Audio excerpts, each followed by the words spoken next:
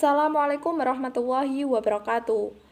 Kami dari kelompok 8 akan memenuhi tugas mata kuliah praktek pasar modal yang diampu oleh Ibu Helena dengan materi analisis rasio keuangan, yaitu rasio likuiditas. Sebelumnya, perkenalkan anggota kelompok kami. Yang pertama ada saya sendiri, Dwi Ayu Kurniawati dengan NIM 203209083, dan ada rekan saya.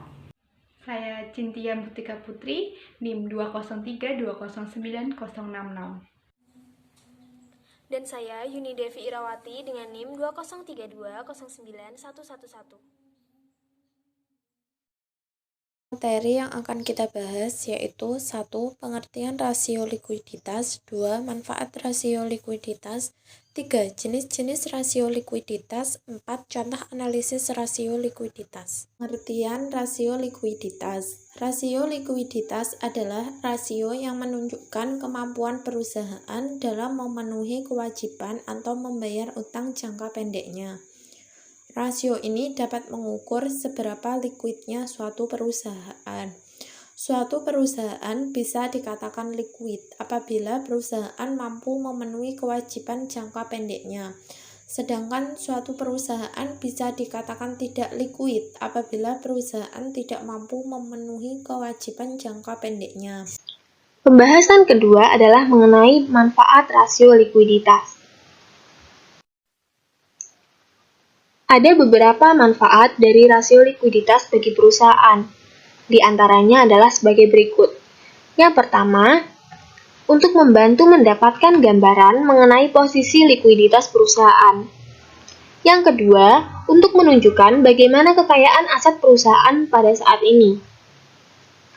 Yang ketiga, untuk menunjukkan seberapa banyak hutang yang dapat dilunasi dengan uang yang ada atau dimiliki oleh perusahaan.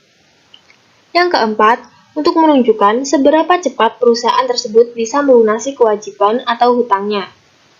Dan yang kelima, mengantisipasi dana yang diperlukan pada saat ada kebutuhan yang mendesak. Nah, setelah mengetahui manfaat dari rasio likuiditas, tentu kita akan berpikir dong bahwa rasio likuiditas ini penting ya bagi perusahaan. Tapi, tahu nggak sih apa alasan utama mengapa rasio likuiditas ini penting bagi perusahaan? Nah, alasan yang pertama, karena rasio likuiditas ini membantu dalam menentukan kemampuan perusahaan untuk melunasi kewajibannya. Nah, pada umumnya kan seorang investor atau pihak-pihak terkait sebelum mengajukan dana modal atau dana pinjaman, mereka tuh akan mengamati dan memperhatikan rasio likuiditas. Mereka melihat pada kemampuan perusahaan tersebut dalam seberapa cepat melunasi kewajibannya. Alasan yang kedua, karena rasio likuiditas membantu menentukan kelayakan kredit. Pemberi pinjaman akan melihat rasio likuiditas sebelum memutuskan untuk memberikan kredit pada suatu perusahaan.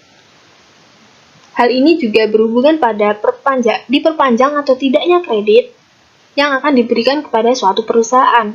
Maka dari itu, suatu perusahaan harus memperhatikan tanda-tanda yang mengindikasikan kondisi keuangan dari perusahaan tersebut. Jika rasio likuiditas perusahaan tidak stabil, maka kemungkinan besar mendapatkan pinjaman itu kecil. Dan alasan yang ketiga adalah untuk menentukan kelayakan investasi. Seperti yang tadi dijelaskan pada poin pertama,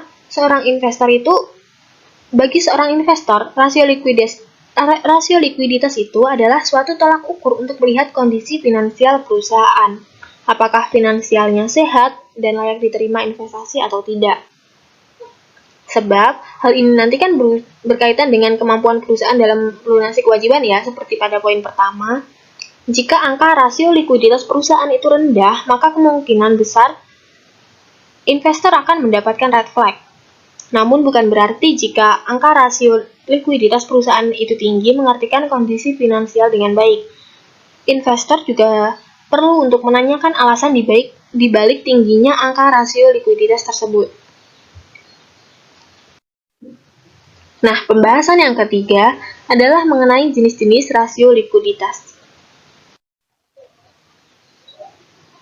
Jenis-jenis rasio likuiditas itu sebenarnya ada banyak, namun yang akan dibahas oleh kelompok 8 pada saat ini adalah mengenai current ratio, quick ratio, dan cash ratio. Rasio yang pertama, yaitu current ratio, merupakan rasio yang menggambarkan kemampuan perusahaan dalam memenuhi kewajiban jangka pendek atau utang yang akan segera jatuh tempo pada saat ditagih. Yang kedua adalah quick ratio, yaitu rasio yang menggambarkan kemampuan perusahaan dalam memenuhi kewajiban jangka pendeknya tanpa memperhitungkan persediaan. Yang ketiga adalah cash ratio. Rasio ini digunakan untuk mengukur seberapa besar uang kas yang tersedia untuk membayar utang perusahaan. Nah, berikut ini adalah rumus atau cara menghitung dari masing-masing rasio. Yang pertama, untuk menghitung current ratio, kita harus menghitung aktiva lancar dibagi hutang lancar dan dikalikan 100%. Untuk menghitung quick ratio, rumus yang dibutuhkan yaitu aktiva lancar dikurangi persediaan, kemudian dibagi hutang lancar dan dikalikan 100%. Untuk menghitung cash ratio, kita perlu menghitung kas ditambah aktiva setara kas, kemudian dibagi hutang lancar dan dikali 100%. Nah, pada poin keempat ini, untuk lebih memahami mengenai analisis rasio likuiditas, kita langsung masuk ke contohnya ya. Untuk itu kita ambil dari data laporan keuangan di PT Astra International pada tahun 2019. Berikut adalah laporan posisi keuangan di PT Astra International. Untuk yang sisi kiri ada laporan aset dan untuk yang sisi kanan ada laporan liabilitas. Untuk menganalisis rasio likuiditas, kita mengambil dari data pada tahun 2019 saja. Berikut adalah hasil analisis dari rasio likuiditas di PT Astra International pada tahun 2019. Yang pertama ada current ratio. Current ratio dapat dihitung dengan rumus aktiva lancar dibagi hutang lancar dikali 100%. Untuk mengetahui angka-angka dari aktiva lancar, hutang lancar, kita dapat melihat dari laporan posisi keuangan yang sudah saya tampilkan sebelumnya. Untuk aktiva lancar sebesar 141.702 dibagi hutang lancar sebesar 116.127 dikali 100% dan menghasilkan 122,02%. Hal ini di atas 100% ya, sehingga dapat disimpulkan bahwa semakin tinggi nilai current ratio berarti semakin besar kemampuan perusahaan dalam melunasi hutang jangka pendeknya. Jadi dari ketiga rasio likuiditas ini jika semakin tinggi maka perusahaan lebih baik dalam melunasi hutang jangka pendeknya. Yang kedua ada quick ratio. Quick ratio dapat dihitung dengan rumus aktiva lancar dikurangi persediaan dibagi hutang lancar dikali 100%. Kenapa dikurangi persediaan? Karena dalam rasio ini dalam menggambarkan kemampuan perusahaan untuk memenuhi kewajiban jangka pendeknya tanpa memperhitungkan persediaan, sehingga dikurangi dengan persediaan. Aktiva lancar sebesar 141.702 dikurangi persediaan sebesar 25.863 dibagi dengan hutang lancar sebesar 116.127 dikali 100% dan menghasilkan 99,75% sehingga mendekati 100% dan dapat disimpulkan bahwa perusahaan baik dalam melunasi hutang jangka pendeknya. Yang ketiga ada cash ratio.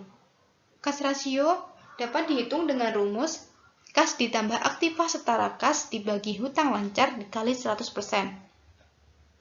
Kas ditambah aktiva setara kas sebesar 30.079 dibagi hutang lancar sebesar 116.127 dikali 100% dan menghasilkan 25,90%.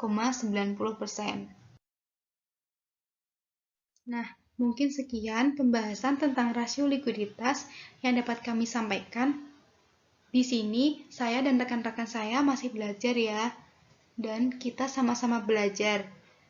Tapi insya Allah, ilmu yang kami ajarkan benar dan dari sumber yang terpercaya.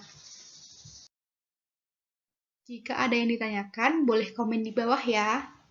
Semoga bermanfaat. See you next time.